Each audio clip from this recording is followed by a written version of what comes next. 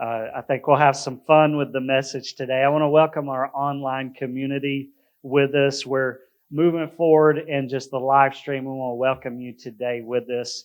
And I've titled this is our part 3 in our vision series. The next 2 weeks will be going more practical for you guys, letting you know more about the ministries we're going to be doing, more about the money part. We always save that the last January week of January. We save that for that. So just to let you know where we're at with our vision, hopefully we can get all that together by then. But I've titled today's message, Don't Be That Guy. Don't be that guy. Me and Deanna like to say this a lot. Raise your hand if you have had an interaction. This can count 2020. If you've had an interaction last year with somebody and it was negative, raise your hand. Look around. Negative interaction. So we all have that. I looked up the Urban Dictionary, which I don't usually recommend that you look up all words there. But the Urban Dictionary defines don't be that guy as this. It's what you say to someone who's performing an act of stupidity or just plain lameness. When somebody's being dumb or annoying, you tell them, don't be that guy.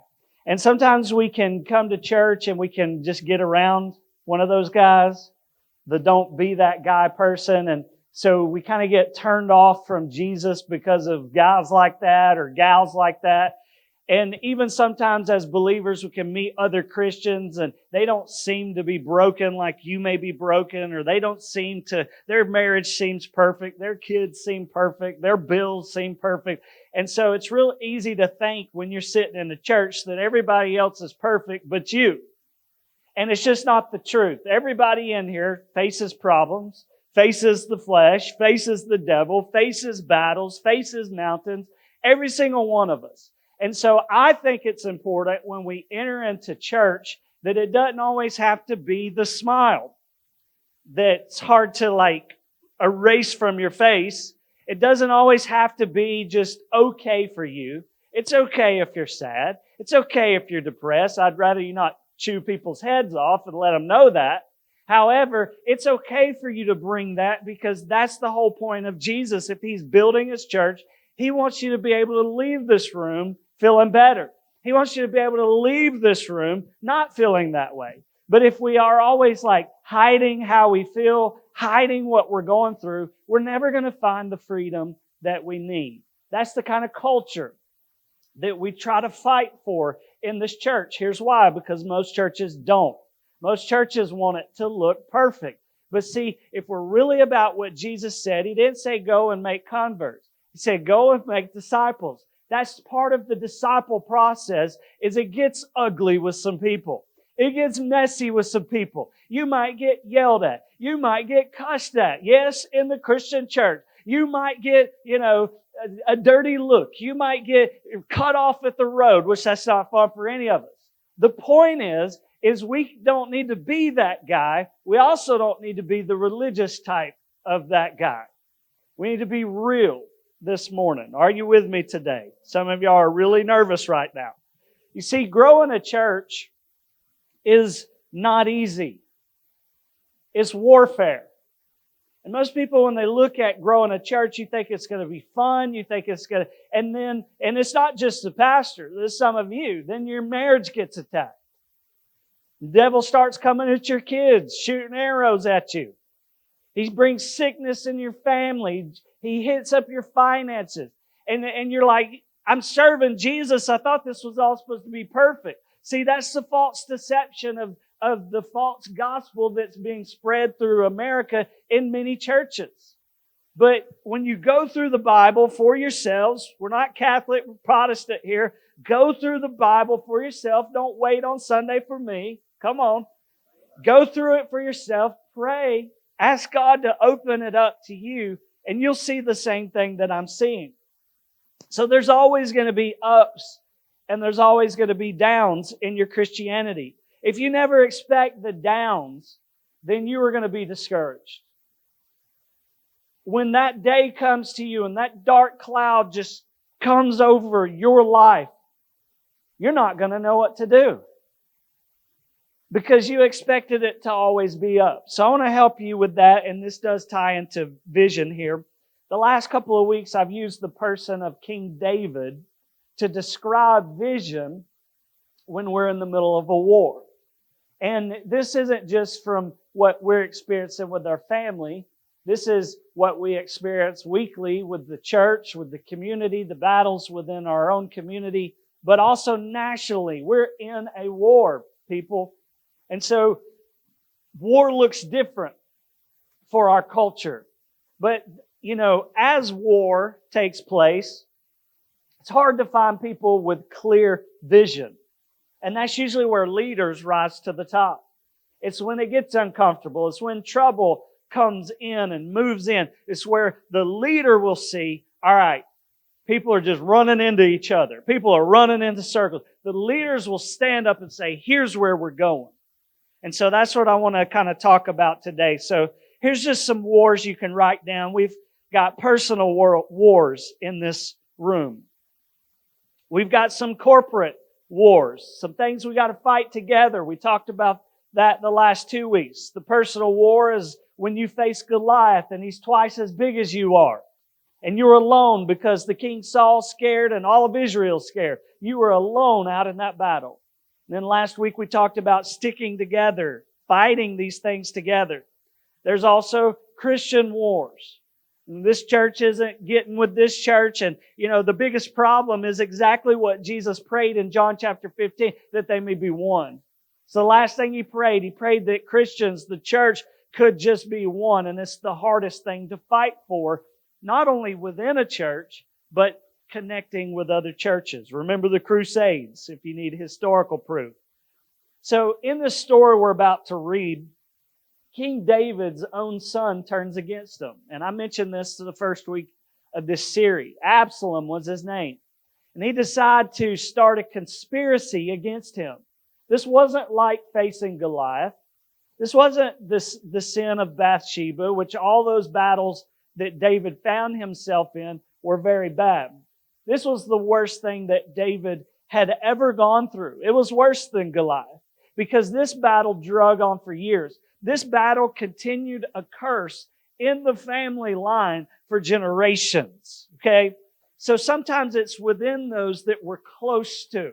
It's within the 12 disciples that we find a Judas. Can I get an amen? If you found one. It's not a good amen either. But if they're in Jesus' circle, they're going to be in your circle. And so we've got to be careful that we're not that guy. But we've also got to be aware of those type guys, and Absalom was one of those. And David tried to deny it. He fell into denial. He tried to ignore it, And finally, some leaders in the nation said, David, you're ruining your kingdom here. Wake up, get up, and move forward. And so this is where David goes into. And so there's two different guys in this story that I want to just compare to two different people we meet in the church. And my first point is don't be that guy. If you think about this, every one of us, if we're willing to admit it, has issues. It's okay to be real in church today. We all have bad moods. We all have days of depression, even the happiest person in here. We all have days where we don't want to get out of those covers and we just want to stay on that comfy bed. It could even be sunny that day and we just don't want to get out. And so David's going through this, and just for your own homework, we'll put this on the screen. 2 Samuel 15 and 16. These are the two chapters. We don't have time to read it. But in this first chapter, we see a guy come around David when he was at his darkest, when he was at the bottom. Ittai was his name. The thing about Ittai was, and this is a dangerous sermon to preach, throwing these names around. Ittai, he was loyal to David. He was loyal to David when David was at the top and when David was at the bottom. That's what you want.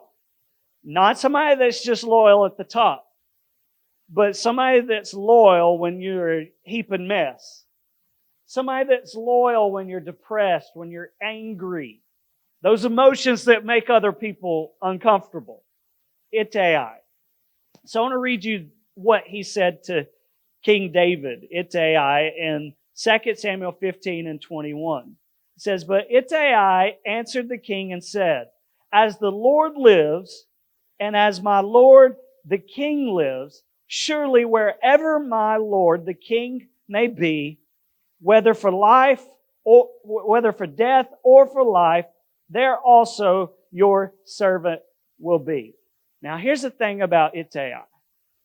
David barely knew him. The verse right before this one, in verse 20, go look at it for yourself. He had only been in Israel for one day. Have you ever met somebody that you just had that connection with? And then your friendship started? It doesn't happen with everybody. But I think that the church, the culture that we should be creating, that when people come in and they don't know us, when people join into our community, that we are the Ittai's, that they may not have to know everything it is about us or know, the deep recesses of who we are and our personality. There's just that divine connection there. And I'm praying for these kinds of people. The Bible goes on to explain about him that he was a stranger to Israel. It's bad when strangers come into the church, people that don't know how you're supposed to act in a church, and they act better than the people that know how to act, and they don't act that way. If you've ever had some church hurt, you know what I'm talking about. The second guy is Shimei. I don't know if they got, construction shims from his name, but that's how I say it. Shimei. He was loyal to David when he was at the top. But he was not loyal to David when he was at the bottom. Now, if we were to really be honest, most of the people we know, we feel that way about them. They are loyal when we're happy. They are loyal when we've got it together. I'm not preaching like pointing at you, by the way. I'm like preaching down there with you, back up to this pulpit. And so most of the people we encounter, we're questioning motives, we're questioning, are they for real? How much can I share with them? How vulnerable can I be with them? And there's too many Shimei's in the church. There's too many of these type people. And I'm not saying specifically this church because we fight to create this culture here. I want to emphasize that. But let's look at what this guy does to David in 2 Samuel 16, verse 6. It says he threw stones at David. Right before it says he's cursing him, not cussing him out. He's cursing him, which is worse. He threw stones at David and at all the servants of King David, and this one blew my mind, and all the people and all the mighty men were at his right hand and at his left. Now this is a brave dude to be not only going at King David, this is the guy that kills giants. And you got enough nerve to throw a rock at this cat? And then his mighty men are on his left hand and his right hand. They got all their armor. This is the bodyguard team from the church. They got their handcuffs like Bert does. Inside joke. We won't go there. And he throws stones at them too. This isn't good. Here's the thing about Shimei. He was not a stranger. He lived in Israel. He was with David when he was at the top. But as soon as Absalom comes in and starts his conspiracy, his own son against his dad, he jumped on and he cursed him. Later on, and David was a good guy, he said, perhaps God told the guy to curse me. Don't kill him, mighty men. They were ready to rip his head off. He's like, if we kill this guy and God told him to do that, then we're in bad shape. Which I've not yet grown to that level of Christianity yet. I try to be there, but it's hard to do that. King David was something else. But I think that this describes, just how it can be in church sometimes. We should be committed when we are up. And we should be committed when we're down. Before I got saved, I don't always share these stories. But I had the kind of friends that would cut you with a knife. One guy called me a skinhead one day. One of my friends, he was tinier than I was. I wasn't much. He was tinier than I was. He said, "What'd he say?" He gets out. And these were grown men, drunk too. He gets out. We hadn't even seen these guys yet. They get out of the car, and one of them's as muscular as Patrick Swayze. He looked like him. He looked good too. He starts rolling up his sleeves. It's like 80s style. Like rolling up his sleeves. And he's like this. The other one gets out a hammer and is just waving it right in front of my face. I'm like, oh my God, I'm going to die today. You know, I wasn't as brave as my friend. My friend twisted that guy. He wrestled in high school. Twisted that guy in a pretzel. My brother goes up with a knife and just stabs it right down in his neck. Cops come. We threw all of our drugs in the... See, that's why I don't share these stories often. Threw all our drugs and the weapons in the field next door, and we played innocent little angels when they came. That guy's over there bleeding to death. These were the kind of people that we hung out with. You didn't run your mouth to them. They were loyal. We thought we were gangsters or something, but they were loyal. And so when I meet Jesus, I said, I can't hang out with you. They would cry. They cried for hours because I stomped on the loyalty, but I gave them a choice. You get Jesus, you can hang out with him. I just can't be around this culture, this atmosphere anymore, and I had to make that decision. So I go in the church, and I don't see the same kind of thing. This wasn't my church. It was just a different church. It was a big church too. And I don't see the same kind of discipleship process. You know, and I'm coming out listening to gangster rap and everybody singing Shout to the Lord, and I'm like in culture shock. This isn't the same kind of music. And we wonder why our teenagers aren't interested in church. Seriously, because we weren't interested when we were teenagers. And the culture was so, angelic that we forget that people are really in darkness, sitting in darkness. And sometimes our religiosity doesn't cut it. Sometimes it doesn't touch the real person who's about to get a divorce or who's addicted to alcohol or to drugs or to just some secret sin that they're just bound and they're dying on the inside and they feel alone. And then when they come in, they don't need to see a Shimei, they need to see an Ittai. They need to see someone that's only known them for one day and has pulled them in like they've known them forever. And so I'm not always good at this, but I'm pretty good at it. I'm getting better at it. But I want to be that kind of person that will stop. It amazes me. Jesus walked through a crowd and he stopped when one person touched he didn't touch his leg. He didn't feel a bump. He just felt power go through his clothes. And I think about that. Can we stop when somebody's got an issue? And, sometimes we don't really want to hear their issue, their story, but we stop anyway. Because it's the respectful thing to do, but it's also the right. Why is it so hard for Christians? Y'all okay? Because it's going to get worse. Why is it so hard for Christians to develop close friends? I don't know if I'm just odd thinking these things, but I think this. I think we're afraid for two reasons. Number one, we don't want them to know who we really are. I had a buddy, John, I sinned. He'd tell me to sin too. I mean, they weren't good sins on our American list. They were bad sins. Sins that get you kicked out, sins that get you ostracized, sins that the Shimei's would just walk away from sin. And I told him, I said, that is such a gift from God. He's like, what? It's like that you can be that open with me. I don't judge you for that. I respect you for that.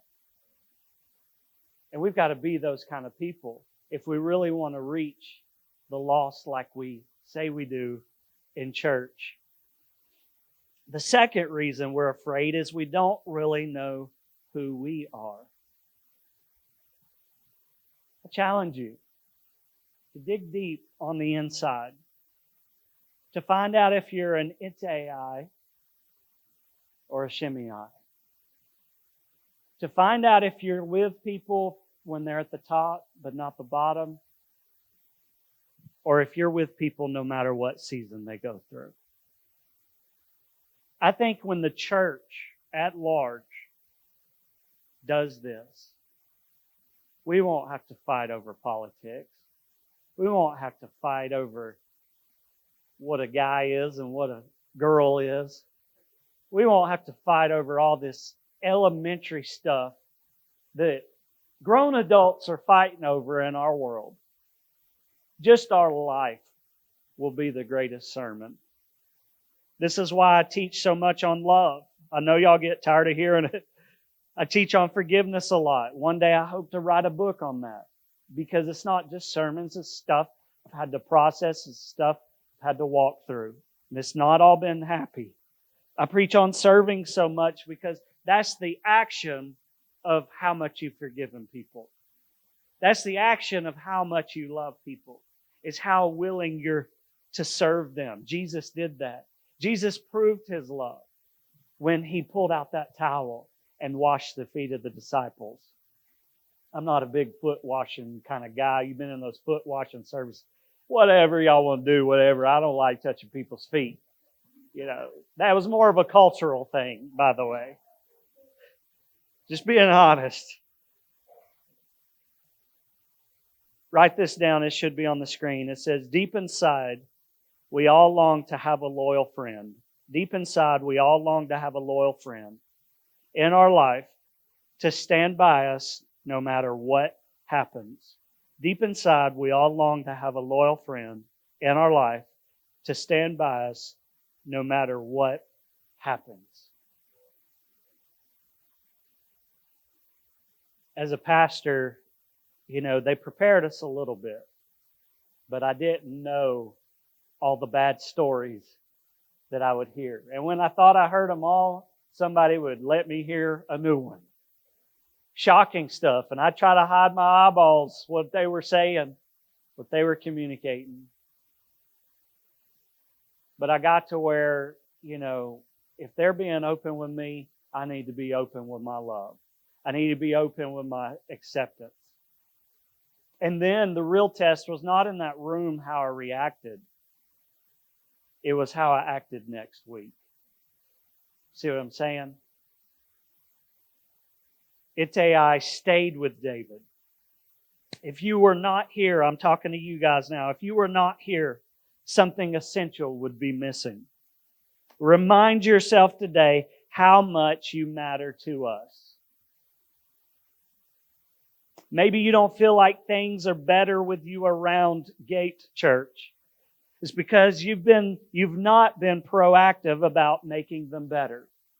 See, you got to serve to really understand how much your worth is here.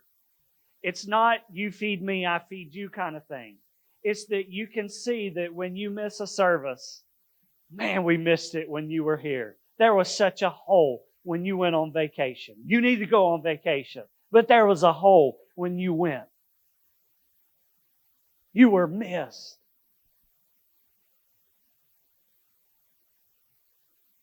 You've not been proactive because you've stopped believing that you matter. See, I tell our group every morning, it is all about the first-time guests. Letting them know that it's AI. It's the first time we met you, and we're going to make you feel like you've known us forever. But I tell them, I want you to make our church feel that way too. I don't want you to be used to me and me to be used to you. I want us to be just like the first time we were interested in wanting to know more about each other. Otherwise, if we believe we don't matter, this self-defeating, self-destructing cycle continues that you don't matter, that nobody missed you, that nobody noticed when you were gone. Can I get an amen? And they do, but they don't always vocalize it. Can you write that down? Because you'll need that for later. They don't always tell you how much you mean to them, how important you are to the church, how many times you give, that every time you gave. mattered. That every time you served, every time you hugged, every time you spoke, every time you shouted back at Pastor Seth and Pastor Miranda, every time you did what they charged you to do, that it mattered and it meant so much to you. Celebrate the part you are able to play. If you're called to come here and just sit here, you know what? You even matter here. You matter. You do need to serve, but I'm telling you, you matter. You matter to God. If you serve, you're like the top server, top evangelist of the church. Boy, you really matter. Thank you for stepping out and talking to people that don't know about God, that don't know about the church, that don't know the culture, because you are a true image of what that person is. You know them for a second and you bring them into the kingdom of God. In every relationship, write these down, just a couple things. It takes, number one, crystal clarity. People are not clear, if you haven't figured that out by now. Leadership sometimes isn't clear. Voting was not clear. They're still trying to figure it out. We're still waiting on Donald Trump to do something. Come on. Clarity does not exist in a strong point in our culture in America. So guess what? It's probably not going to be there in the church. And until we start being clear in our discipleship and people knowing exactly where we stand and exactly who we are, we're not going to get very far with this relationship building that needs to take place. If you were this bottle of water, would you be clear or would you be cloudy? Because there's a lot of cloudiness. There's a lot of shadiness. That's what Eminem brought it to our culture. There's a lot of shadiness in the church. And that's not the way. Nobody wants to drink from a dirty cistern. Nobody wants to, and it's all right if some of your dirt is problems, but when it's in your soul and in your personality, nobody wants to drink that Jesus. But they want to see somebody clear, somebody as pure and as distilled as they possibly can. And I'm not telling you to be perfect. I'm telling you to be clear. I'm telling you to let God take you through the filters of life and process you until you get clearer and clearer as a Christian for other people. Because it's not all about you. It's for others. And that's the job of the church, is to be clear and not cloudy with people. To be clear in our relationships. So I want you to figure out which one of these guys you are. Will this relationship, you need to figure this out about other relationships. Because even after this sermon, some are still going to backslide on this. You need to figure out, is this relationship good for me? Or is this relationship dangerous for me?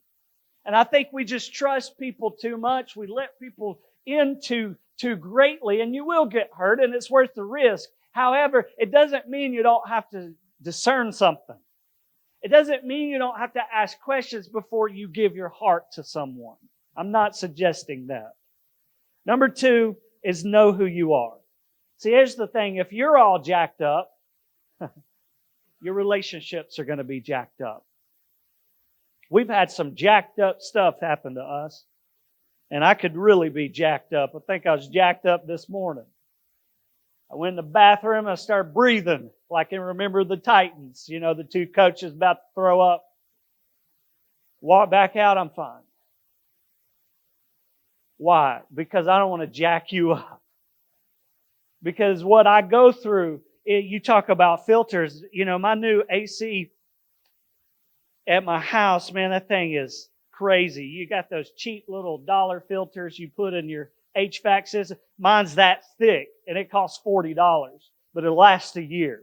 And I think we bring our cheap filters in church too much, especially for pastors, and we wonder why they look at you so weird. Some of you need to get some thickness to your filter and let God get all that dust and all that dirt through you so that you can be clear, so that you can be healthy. Some of you haven't changed a filter in years, and that thing is, your system is just choking because it can't breathe. You've got to change the filter, and you only do it through Jesus. So terms like, I want you to hear this, terms like self-talk. I talk to myself. I'm not crazy. Self-talk, self-image. When you look at yourself in the mirror. Self-love. How are you going to love other people if you hate yourself? Self-love, self-efficiency.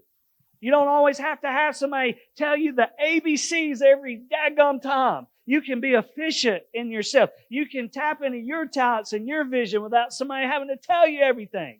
Self-confident. It's not arrogance, it's not pride, but you bring confidence because you've been with Jesus. These things are far from being self-centered. And to me, these words highlight who you are to us.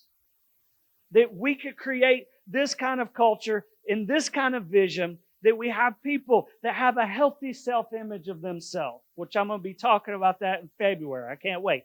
That you have a self-love for yourself. You love yourself and who God is. You may not be perfect yet, but you're a lot better than you were last year. And so because you're allowing yourself to love yourself, not in a selfish way, that I don't have to worry about if you're going to love people when they walk through the doors. You have that self-confidence.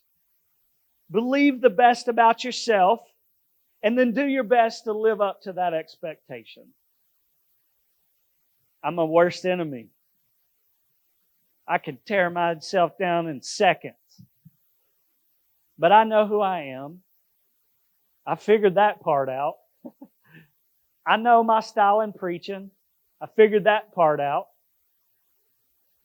And probably for the last 5 years, I've just been digging deep into who I really am, because that's what God really sees. You don't look at all this outside stuff. He could care less about my sermon as long as I honored Him in doing it, because He's the one that gave it to me. Sometimes we worship these things and it really doesn't matter. I'm not who I'm supposed to be, but I'm not what I used to be. So churches, they fail because of this. They fail because there's not active care. I'm talking about pastoral care. Let's just take that word pastoral out, that we care. Because we make just one guy do it and we wonder why he's burned out. When we're active in our care, when we're active in our love, because Jesus said, without love, through Paul, without love, we're a clanging cymbal. We'll get Josh up there to just dwell on the cymbals for a minute. You'll know real quick, well, it is not pretty. And that's what, it's not pretty when we don't love people, even through their ugly, even through their raw story and their real emotions. That we're active in our service. I think we're doing okay with this, but we need a check, doctor check. It's important to have vision. It's important to have a sound strategy. But people will be turned away from Jesus. Hear me now. If we conduct ministry in a sloppy manner, in a thoughtless manner.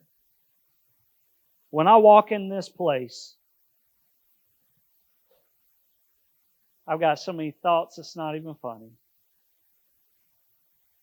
And it is not sloppy, is it, Deanna? You can tell the truth. She's shaking her head no. I come in, like, God, this is your place. I don't own this. This isn't mine. What do you want us to do? Where do you want us to go? And I put 150% into it. Sometimes that hurts, but I put it into it. And I put the thought into every relationship, every event, every service. Sometimes I'm unclear about things just because the Lord hadn't told me yet, but I'm following His voice in everything that we do. Sometimes life isn't loyal to us, though. It's the shimmy eye. What do we do when life isn't loyal to us? We remain loyal to God and loyal to one another. And I was thinking about this. It's really hard to promote a church. If you've never tried it, you should hit like and share on social media outlets. That would really help and let us know you care, at least. You on Facebook all day long attacking Joe Biden. Why don't you give us a thumbs up? We might give you a thumbs up. Reward me for the sermon. Come on. But I was thinking it's hard to sell a church because we have nothing to sell. I'm not going to sell anointing oil if you send me $500 checks, and I'll give you this custom Bible that I signed, not Jesus, but I signed if you send me $1,500. And people judge that. The unbelievers judge that stuff because it's just nonsense. But yet we do have something to sell. And it's our relationship with God, because people are really watching it. The other thing we have to sell is our love for one another. Jesus said, the world will know you are my disciples by your love for one another. Not by how much you're doing, how much you're giving, how much you're saying. How much we love. It comes down to that. Number 2 is be that guy. Let's be that guy. Don't be that guy, let's be that guy. It's AI. And if you've missed the whole morning, I'll describe how. Just 3 points and we'll be done. The first thing is to commit to the long haul. Some of you are looking for the U-Haul. Commit to the long haul. Anybody can commit to short term. And our culture promotes short term. You put an app on your phone, if you're trying to clear it out, just delete the app. And so we go into relationships, I'm just going to delete them. I'm just going to cancel them. They hadn't spoken to me in a month, even though you didn't speak to them in a month either. Commit to the long haul. This means you don't know everything about me. You don't know everything about this church. And I don't know you fully. But just because we don't know everything about one another, does that give us reasons to not be loyal? Maybe it should rather be seen as a challenge that I need to know them better. Not what you can do for me or what I can do for you, but get to know you to just get to know you. That scares baby boomers. 50 to 75. If you're good at relationships, you got a gift for it, because your generation doesn't. Most of your generation had crappy families. That's why you have good families, up under you. You were not taught this. You saw expressions of it, but that's why when we try to get that group together, it's very few. Oh, I can't go. My knee hurts. My knee hurts too, and I got 2 knee braces on. I'm up here preaching to you, so you could go to a growth group when we start them back. And if you complain too much, Bert can get you in the door. We got 4 guys that can cut a hole and lower you down. You got a hunger problem for God, not an excuse problem. This means that we haven't reached everyone. This is why we need long-haul, loyal relationships, because it's not about us. The ultimate cause, Jesus wants us to reach more people for Christ. This means we haven't built all that there is to this church, because I'm not just building this church, I'm building it for generations.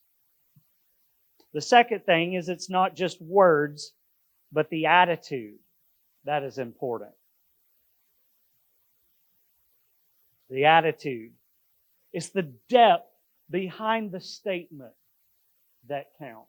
You can hear love. I don't know if you can feel love. You can see love in words. And you can see when it's not there.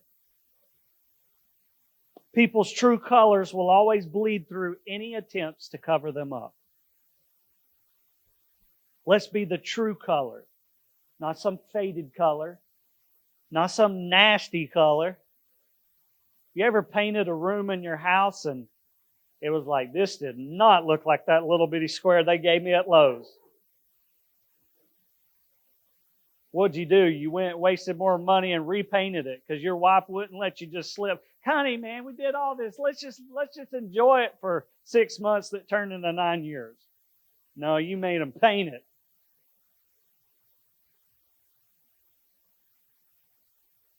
The third is, I love this, there are people that like you.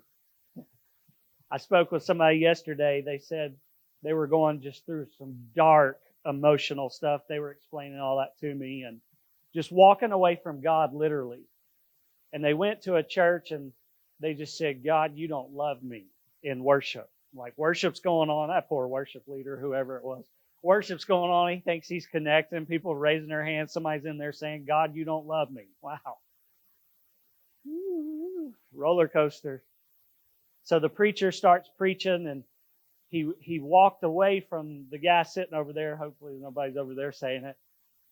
He stops. He says, wait a minute. God just wanted me to tell you that he loves you. He's like, just freaked out. And he walked. Wait. He told me something else. And that he likes you too. I thought that was really good. God doesn't just love you. He likes you too. He likes what you do. He likes what you have to offer. He likes what you have to bring, but you have to offer it and you have to bring it. And he'll love it. My boss used to say, if you like it, then I love it. God likes you. He loves you. I know somebody else that said to me this year, no one ever liked me. You ever said that? On those dark days, nobody's called me. You were complaining the week before because 18 people called you this week. Nobody calls me. Nobody loves me.